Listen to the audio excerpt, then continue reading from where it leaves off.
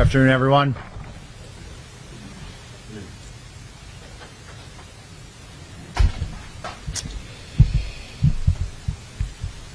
The assassination attempt of former President Donald Trump was a dark day for our country.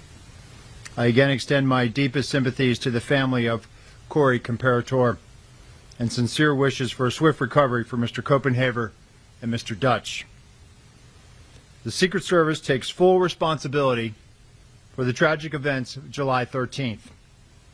This was a mission failure. The sole responsibility of our agency is to make sure our protectees are never put in danger. We fell short of that in Butler, and I'm working to make sure that this failure does not happen again. I'm focused on ensuring that the full resources of the Secret Service are utilized to safeguard our protectees, and I've implemented and will continue to implement changes to ensure that that happens. We are and we will continue to cooperate with pending oversight investigations of the July 13th failure being done now by Congress, the Department of Homeland Security's Office of the Inspector General, and the independent review directed by President Biden. Additionally, the Secret Service's Office of Professional Responsibility is currently conducting a mission assurance review. As I stated, I am not waiting for the completion of those reports, and I've directed the Secret Service to take immediate steps to ensure our protectees are indeed safe. And I will summarize those steps in a moment. I am committed to pursuing accountability for the Secret Service's failure in Butler, Pennsylvania. But let me be clear. If policy violations by Secret Service personnel are identified by the agency's mission assurance review, those individuals will be held accountable. And they will be held accountable to our fair and thorough disciplinary process. The first part of that process is an investigation to identify whether policy violations occurred. Potential policy violations are referred to our Office of Integrity, and appropriate discipline is administered under our table of penalties. The facts will drive the outcomes of those investigations, and I promise accountability. And I will not rush to judgment nor ignore due process. Every single person within the Secret Service feels the weight of what happened.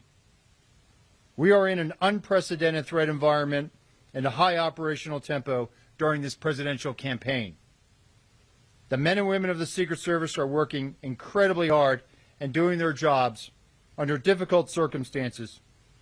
They need to focus on their work, and they need to know that I have their backs, and that is my commitment to them. I want to thank our state and local partners. The Secret Service relies on local law enforcement for every protective event. Those valiant men and women work tirelessly protecting their communities. They know the people, places, and terrain that we operate in. We owe them our thanks, and simply put, we cannot do our jobs without them. And I know how important this relationship is. I spent 4 years in local law enforcement before joining the Secret Service. I know the long hours these men and women put in and the professionalism they bring to this partnership. And in that capacity, I was always proud to support the Secret Service's protective mission when called upon as a municipal police officer. In no way should any state or local agency supporting us in Butler on July 13th be held responsible for a Secret Service failure. Typically, the Secret Service refrains from commenting on ongoing investigations, but we know these are extraordinary circumstances. So please understand that the information provided today is based on what I know now to a degree of certainty. We will learn more as interviews are completed and further evidence is gathered and analyzed, and I will share more information as it becomes available.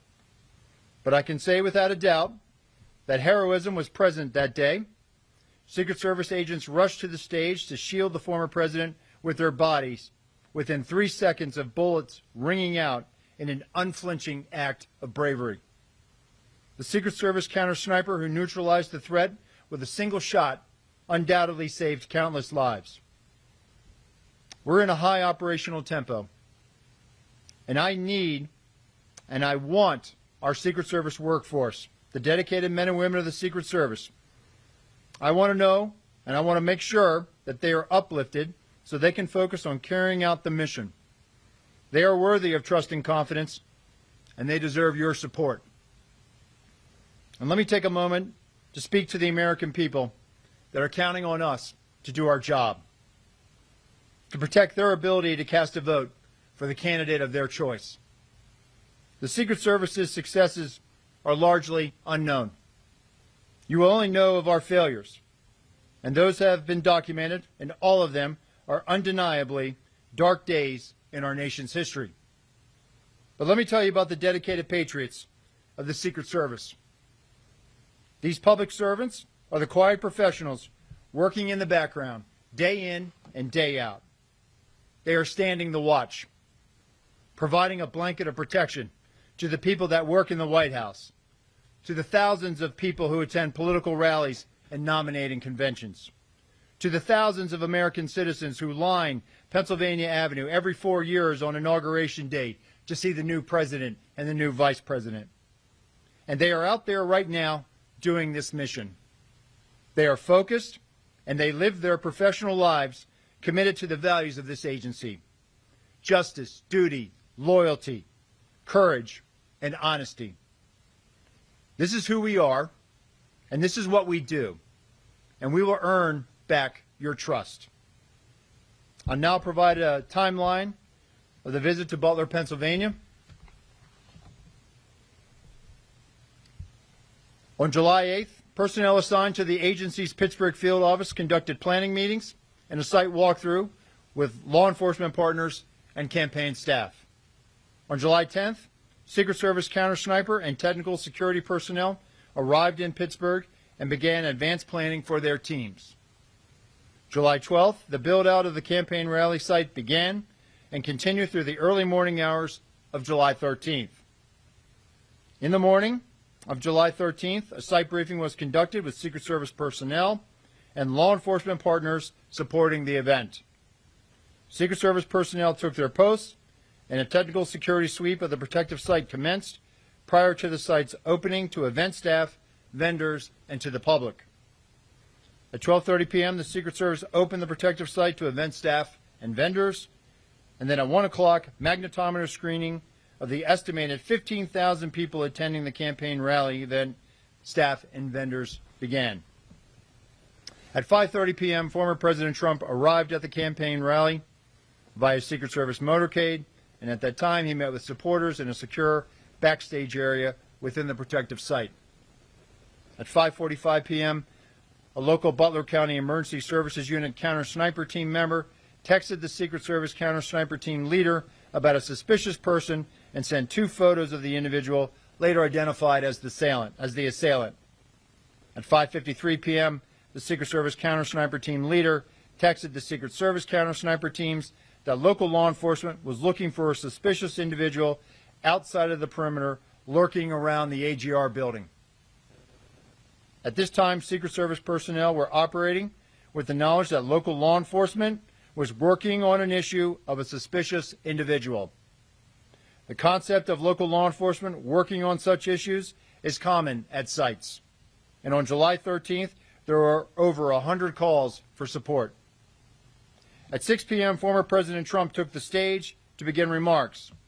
And based on what I know right now, neither the Secret Service counter-sniper teams nor members of the former president's security detail had any knowledge that there was a man on the roof of the AGR building with a firearm. It is my understanding that personnel were not aware the assailant had a firearm until they heard gunshots. At 6:11 p.m., a member of the former President Trump's protective detail contacted their Pittsburgh field office counterpart to inquire about the radio update that there was an issue local law enforcement was looking into near the perimeter. At 6:11 p.m., the assailant's first volley of 3 shots was fired, and within 3 seconds, the former president's detail rushed the stage and covered former President Trump, shielding him with their own bodies. The 4 through 8 shots took place over the next several seconds. 15.5 seconds after the assailant's first shot, a Secret Service counter-sniper fired a single round that neutralized the assailant. That concludes a quick, brief summary of the timeline.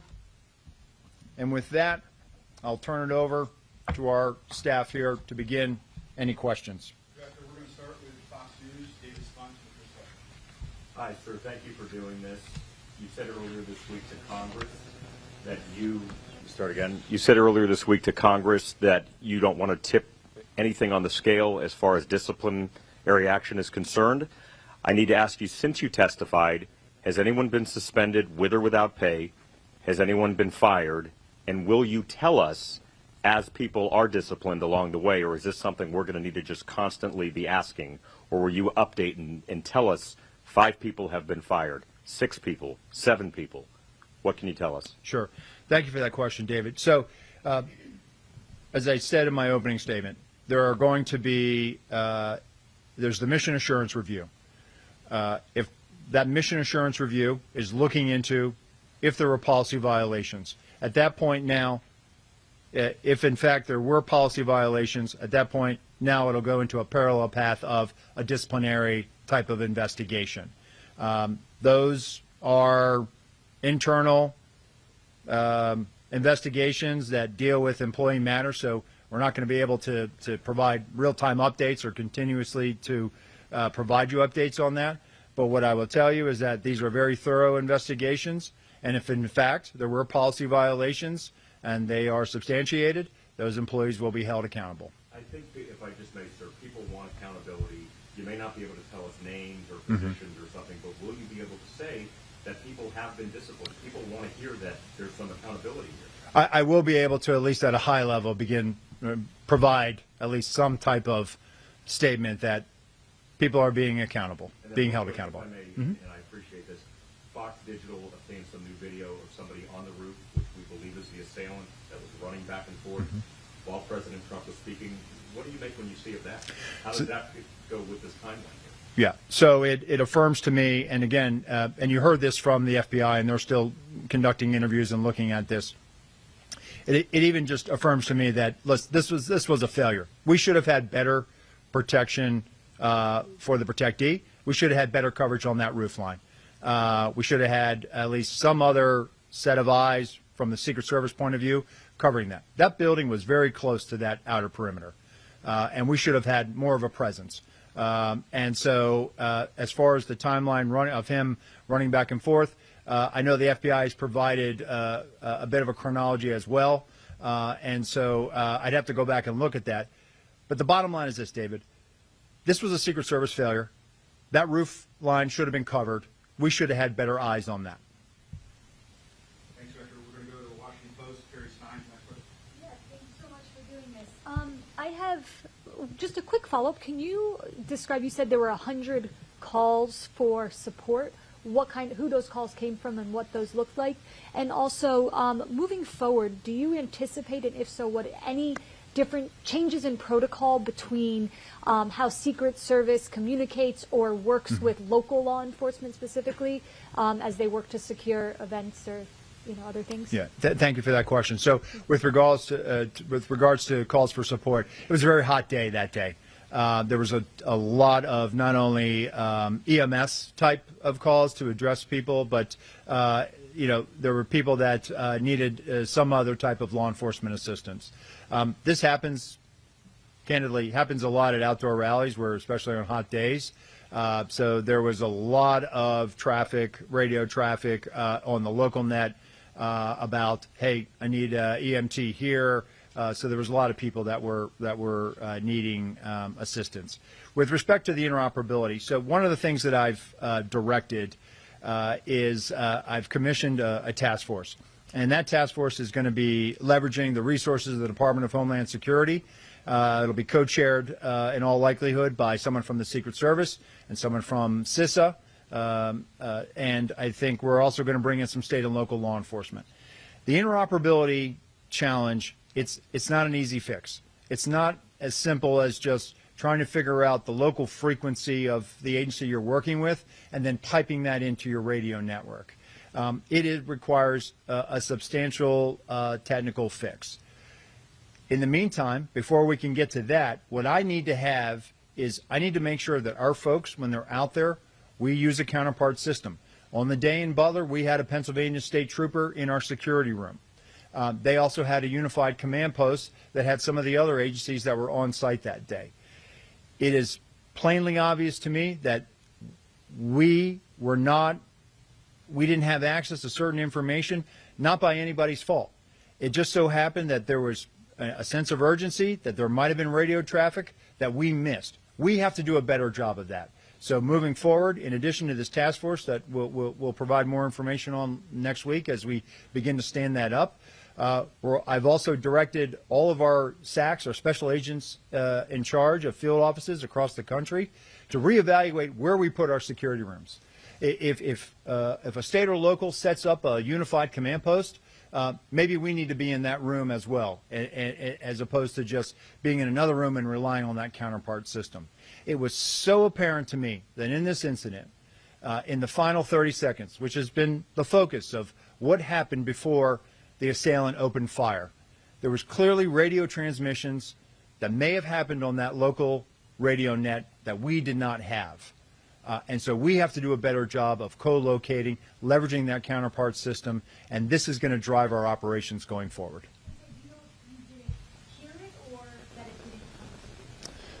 We did not. It did not make it over to us, or whether we did not hear it, it just did not make it over to us.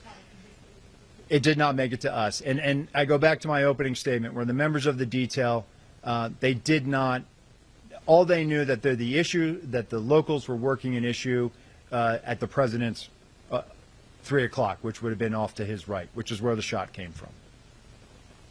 Thanks, Rick. We're going to go to Rebecca Santana with the Associated Press. Just to follow quickly on that question of the 100, to clarify on the 100 calls that you got roughly that day, I understand a lot of them were heat related. How many specifically were suspicious people? Was this the only call, the eventual shooter, that was a suspicious character? And then also can you clarify, did you guys have a drone on site? Did you try to use it? And if not, why did you not use the locals' offer of a drone? Sure. So as I understand it now, based on the information I have, there were other calls of suspicious individuals. And your other question was about drones? About the Drones. You had a drone on site, there was a Secret Service drone, and what was the reason you couldn't Sure. use it? And then also there was this offer from the locals of somebody having a drone. Right. Why was that? So we did not have a drone on site. We did not put a drone up. Based on the information I have right now, I am aware that there was a request from a local agency to offer to fly a drone on that day. And that is also part of the mission assurance review that I've asked to get some better insight in. One of the other changes that I implemented when I became the acting director is we are now going to leverage the use of unmanned aerial systems at sites now. So we are putting those assets out, and we should have had better line of sight on some of those high ground concerns. We thought we might have had it covered with the human eye. But clearly, we are going to change our approach now, and we are going to leverage technology and put those unmanned aerial systems up. We're going to go to Nicole Skanga with CBS News.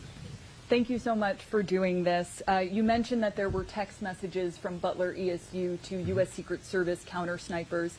I'm curious if that is routine. There were 2 communication channels at the Butler rally, and you referenced earlier this week it appears that information was stuck or siloed at the state and local channel. What was the plan to relay information from locals to the Secret Service initially? What is the protocol? And I just have one follow-up. Sure. So, Nicole, we use that counterpart system, right? And so the teams, especially on the tactical side, when it comes to the tactical, our counter-assault team, they actually had an embed with them from the local TAC team. And they had that radio net as well with Pennsylvania State Police. With respect to the counter snipers, they were using cellular or telephone text communications. At this point, moving forward, what I have directed now is that everybody should be using the radio net. And if we don't have the ability to pipe in or leverage that counterpart system, that's one of the things that we're looking at now. We should be able to have direct comms with the people that are supporting us, and that's moving forward. That's what I have directed. So just to clarify, U.S. Secret Service counter snipers did not have radio communications. Not with the local CS folks that were providing a support they were basically had an area of responsibility independent from where our counter snipers were securing. And just a last thing, did the U.S. Secret Service counter sniper teams that arrived on site on July 10th ever relay line of sight concerns? What came of that? And can you confirm that this was the first 2024 campaign event that counter sniper teams were assigned to the former president? Sure. As part of their advance, they identified those line of sight, those high ground concerns, and there's a division of labor. With respect to the whether or not this was the first time, it was. It was the first time Secret Service counter snipers were deployed to support the former president's detail. Go to Eileen Sullivan with the New York Times. Hi, thanks Hi. so much for doing this. I have a question about the review that you did, the picture that you showed in the Senate the other day of the vantage point that the local snipers had. How do you know that that's the window that they were actually posted at? Because they're saying that they're on a completely other side of the building. And related to that, has the Secret Service actually interviewed the snipers that were in the AGR building?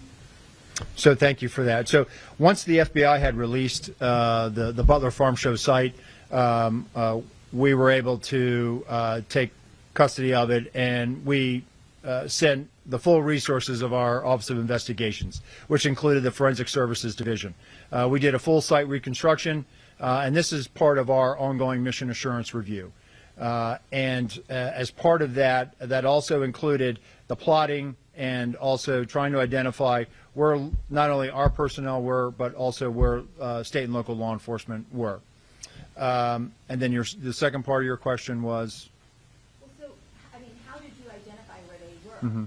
And have you interviewed the local snipers? So the mission assurance, we're starting with our federal personnel and working out. We will get, if they're willing to be interviewed, we will ask for the local law enforcement on site to be interviewed that day. How we went back and reconstructed that was based on what we had based on the ops plan, and then also based on what our own folks, as they understood it on the day of.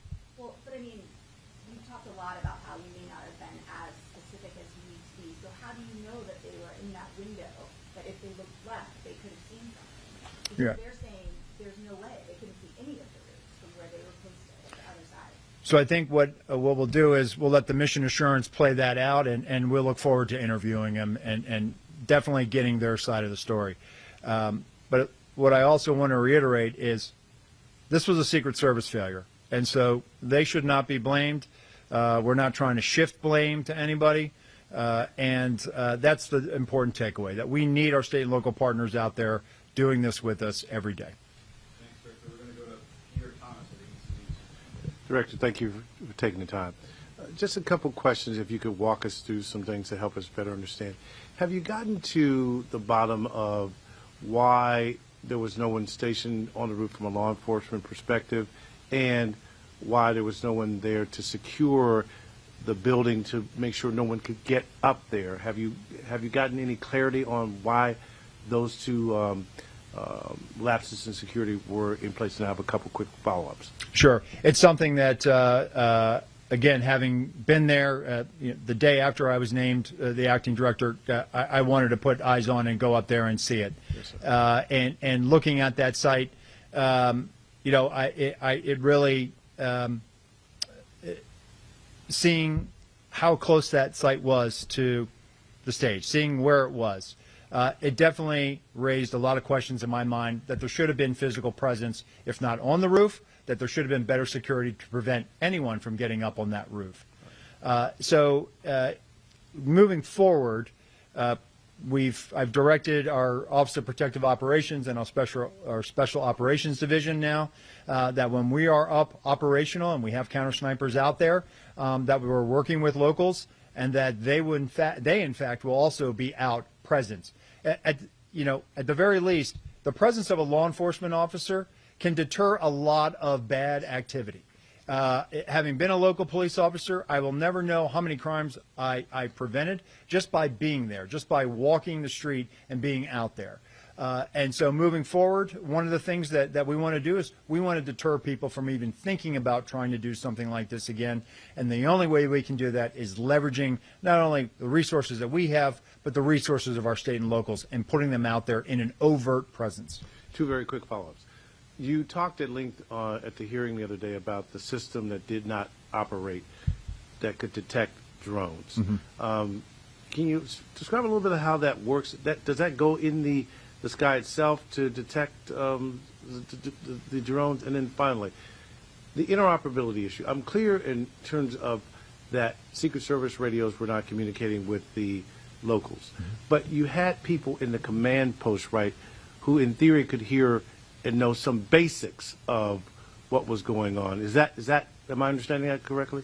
So with respect to the counter UAS, Pierre, I don't want to get into too much sensitive information, but what I can tell you is it allows that asset allows the geolocation to be able to plot where a drone is within a certain distance of how we set up. So think of it as like geofencing, and then being able to pinpoint and detect where that is. And with respect to the agency that was, we had Pennsylvania State Police, but it appears that there was really a big sense of urgency going on, and the state and locals were doing everything they possibly could to try to find the assailant. He had already come to their attention.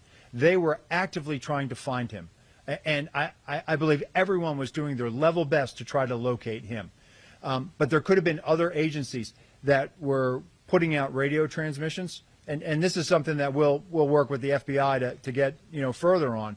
But those radio transmissions might have just been back to the unified command post and maybe not have made it over the Pennsylvania State Police here. But that's something that we're going to look into, and definitely something that we are moving forward. We definitely want to remedy this going forward. But your Secret Service personnel in the command post had some sense that something was going on based on what they were being told about the radio test. Yes, that they were working an issue at the 3 o'clock of the stage. We'll go to Andrew Bootsworth with Group Waiters. Thanks for doing this. I wanted to ask you about changes moving forward. Former President Trump has said he wants to continue having outdoor rallies. What specifically will be different at the next rally that wasn't the case in Butler? And if I could ask a follow-up to, do you have information in the 30 seconds after the gunman was confronted on the roof by a local law enforcement officer that there were local law enforcement trying to communicate with the Secret Service that there was someone on the roof with a gun and that transmission was the one that was missed? Okay. So with respect to the former president wanting to get back out there, listen, it's a campaign season, right? Candidates want to be out there. They want to be, whether it's an indoor site or an outdoor site, it's on the Secret Service to make sure that we create a secure environment. Listen, we identify challenges, we identify concerns, and then it's on us to figure out what we need to do to mitigate that. So if there are going to be future campaign rallies outside, it's going to be on us to make sure that we are providing all the assets and resources to make sure that those sites are indeed secure. With respect to the radio transmissions, based on what the FBI, my colleague from the FBI testified the other day, and they are working on isolating some of those radio frequencies from the state and locals, that there was somebody who did in fact radio out that they had seen the individual with a weapon. What I can tell you is that piece of information, that vital piece of information, and by no fault of anyone, it was a very stressful situation. It did not make it over.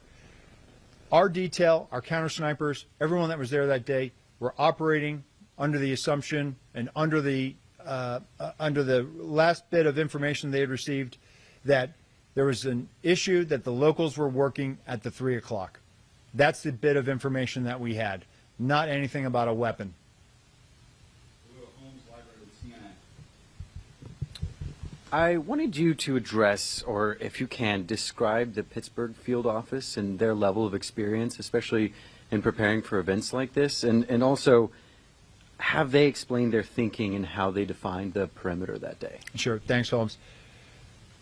Our Pittsburgh field office, I don't think there's anybody in the Secret Service who is feeling this more than the men and women of our Pittsburgh field office.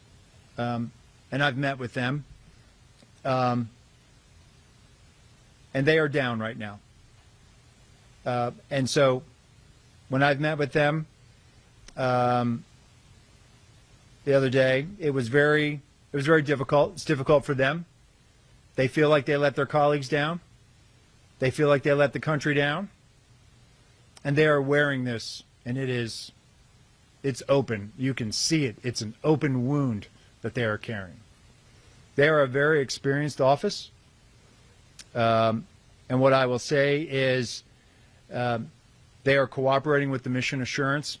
They understand the gravity of this situation. And they are definitely down right now.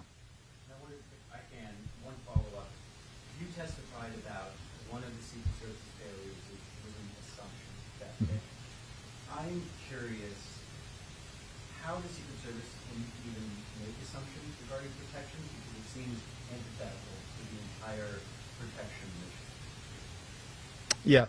So when I said it's a failure to challenge our assumptions, meaning the assumption that, hey, that's going to be addressed or that's going to be covered by state and local. So earlier this week, I convened a call with all of our special agents in charge of all of our field offices, and I expressed to them, listen, we need our state and local counterparts, but we also have to be very direct, very clear about what our expectations are about what we need from them. Whether it's a particular asset, whether it's particular numbers of personnel, we need to be very clear so that they have an understanding of exactly what we need from them. That's on us. We need to be better communicators and articulate exactly what we need to mitigate any challenges, concerns, or anything that we identify during that advanced process.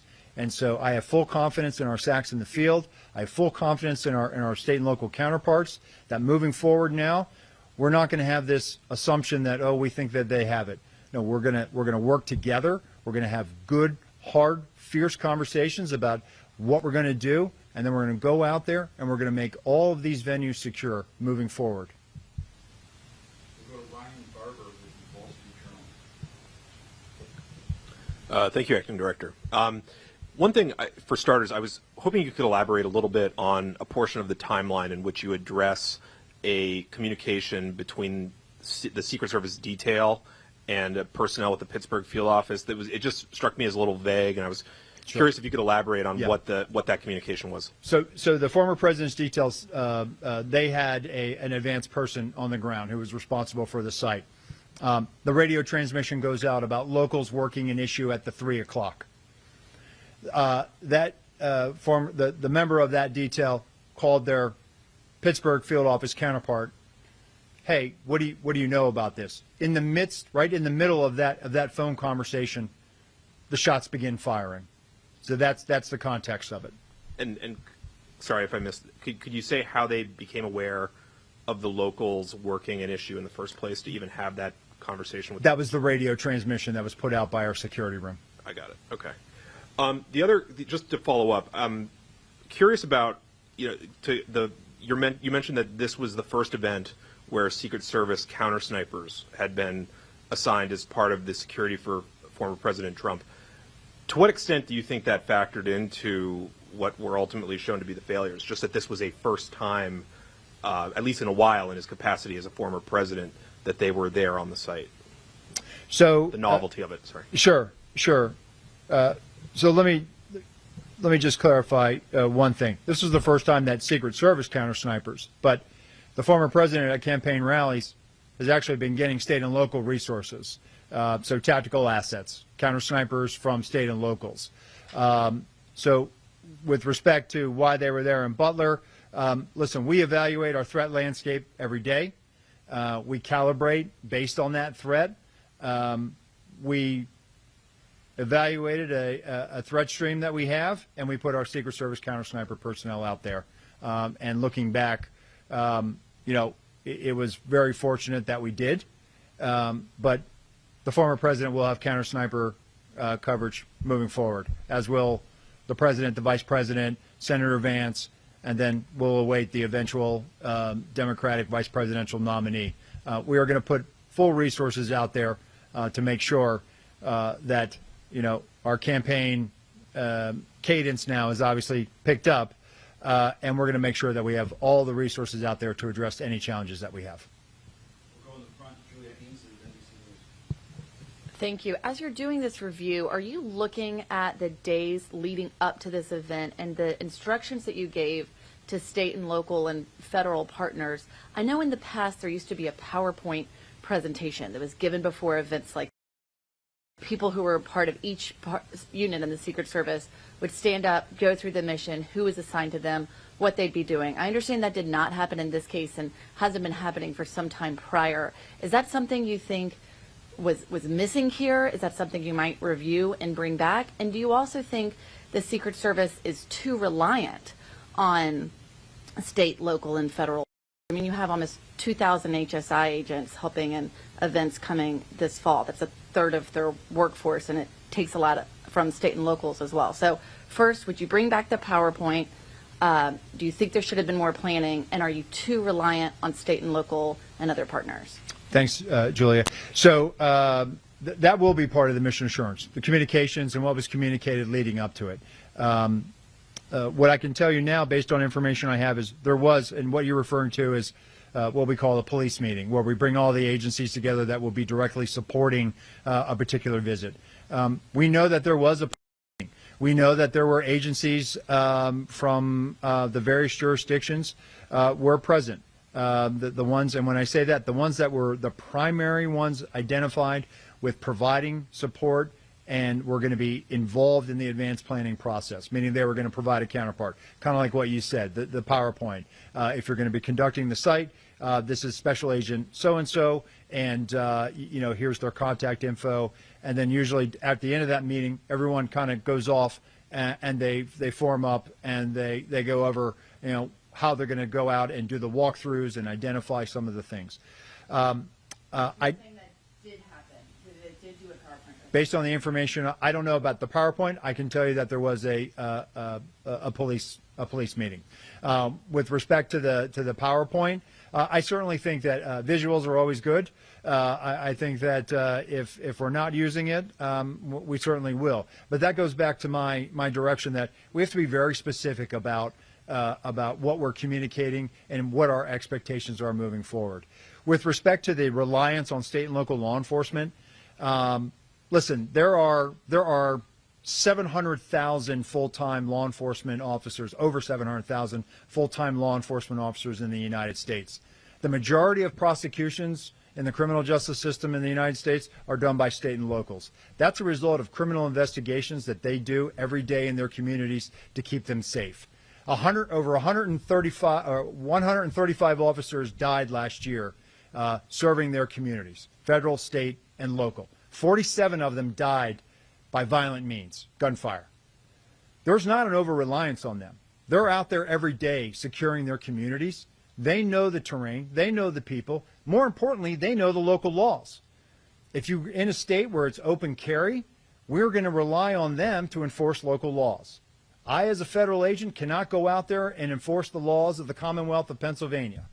I need those state and local law enforcement officers. So I would push back on that. With respect to leveraging other federal partners, when we were in the Department of Treasury and I was a brand new agent, I would stand post during a campaign year with agents from ATF, IRS Criminal Investigations.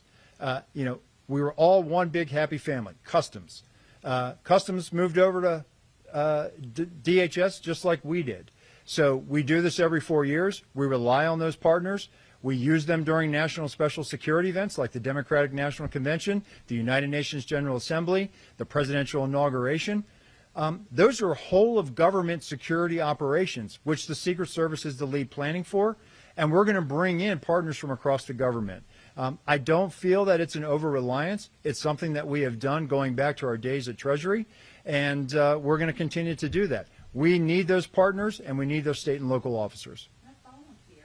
Sure. There's just something I didn't understand. When you're talking about that time period where locals understand that this person is a threat, but it's before Secret Service finds out, understand communication issues, were they not standing right next to them, or were they in two separate command centers? So we had our security room, and then they had a unified command post, and we had Pennsylvania State Police officer representative in our security room. There was no Secret Service agent in the unified? No, there was not. Are there typically two separate command centers? That was unique. As I understand it, that's an emergency management model that they use. As I mentioned in that conversation with our special agents in charge in the field, I've directed them, hey, we need to rethink where we put our security room. If the large majority of our partners are in a unified command post or in a different location, we need to probably be there too. And so we have to rethink how we, where we put our security rooms, and we are in fact doing that now moving forward. So let's go to Ellen Gilmer with Bluebird. We'll do the pool. If there's time for follow-up, we got to take through. Thanks so much. Appropriators in Congress this week delayed consideration of DHS's budget for fiscal 25. They want to know more about what Secret Service needs. I know you said Tuesday, obviously every agency head is always going to say they need more resources, but can you be kind of specific about what resource needs there may be, particularly when we're looking at the technology issues, radio transmissions, Sure. the CUAS system? So following this, we have had tremendous support from the Department of Homeland Security and from the Secretary. And we have, in fact, looked at all of these needs. Given this dynamic, high-threat environment that we're operating in order to meet this, we can meet this now. But it is going to require additional investments and resources, and we are having those conversations. We certainly we've had great support not only from the department, but also our appropriations committees, and we are working through kind of what our needs are right now. We will have future conversations about this, and we are appreciative that everyone is really coming together to make sure that we have what we need to meet this high threat. And some senators have started to bring up that whole chestnut, but should Secret Service be in DHS? Is that a conversation that you think is productive at this time? Listen, that's not for me to weigh in on, but what I will tell you is, there's also a lot of discussion about why should the Secret Service do criminal investigations. And what I will say is this. We were founded in 1865 as an investigative entity. It's in our DNA. I firmly believe that the best protection agents learn those skills being criminal investigators. You learn how to interact with people. You learn organizational skills. You learn to be analytical. Those are all traits that you need to have when you're on a detail.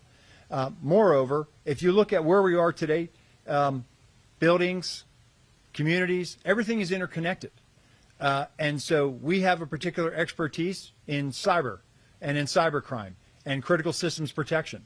And so when you overlay that investigative skill set that we have, it's more than just securing the president or our protectees in a brick and mortar setting. It's also protecting them from things that make them vulnerable due to cyber.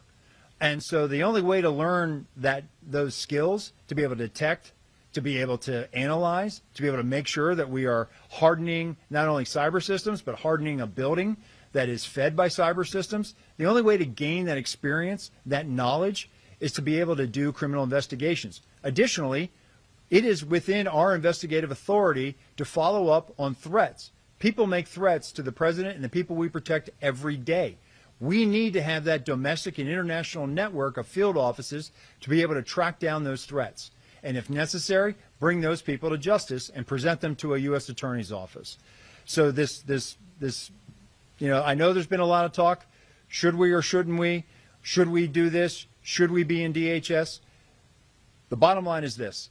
If you want the Secret Service to continue to be the Secret Service and be effective at what it does, it needs to be doing investigations, and it probably needs to be in the Department of Homeland Security until Congress or others have an opportunity to weigh in. Doctor, for the last questions, we're going to go to the pool for those who couldn't be here today. Jake, yes. Just a quick question.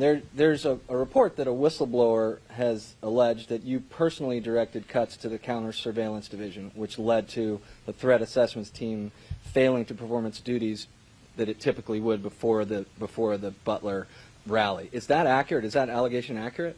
So I've become aware of this. We got a congressional letter on it. What I can tell you is that the Counter Surveillance Division, they do a fantastic job. They have a very specific mission set. A lot of that mission set is here in the National Capital Region, focused on permanent protective sites. But they do go out and they support when requested, they go out and support former details. I know that there's been allegations that that I personally cut or that I that I denied requests. The Counter-Surveillance Division has been out there supporting the former president's detail at some very high-profile events. They continue to provide that support, and they're out there providing support right now. So we're going to respond to the letter that we received, and we'll be sure to make that. I'm sure they will. We'll be able to share that response when the committee says it's okay to respond. Is that a no, though? Did you cut funding personally? I did not. No. Did you finally figure out how he got that gun on the roof? Did it fit in the backpack? We're working to determine that. That's something that the FBI is working on. There's a couple of, I don't want to speculate as to exactly how he would have gotten it up there.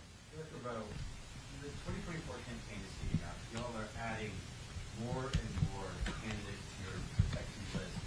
Can you ensure the protection of those candidates? So we have already trained numerous details to be able to mobilize, to pick up multiple candidates. Most of the presidential campaign activity usually picks up coming out of the conventions. So we are prepared for this. It's just that now we are in such a heightened dynamic environment. We're actually making sure that we are probably putting everything we can to make sure that we don't have a mission failure. It is incumbent upon everyone in the Secret Service. We all understand the gravity of this situation, and we are rising to meet this moment. And we are certainly, as we go into the Democratic National Convention, as we await picking up another candidate with the eventual naming of a vice presidential nominee from the Democratic side, we are going to staff that, and we're going to make sure that we have all the resources and assets necessary to provide that level of protection. Director, thank you. Thank you, everyone.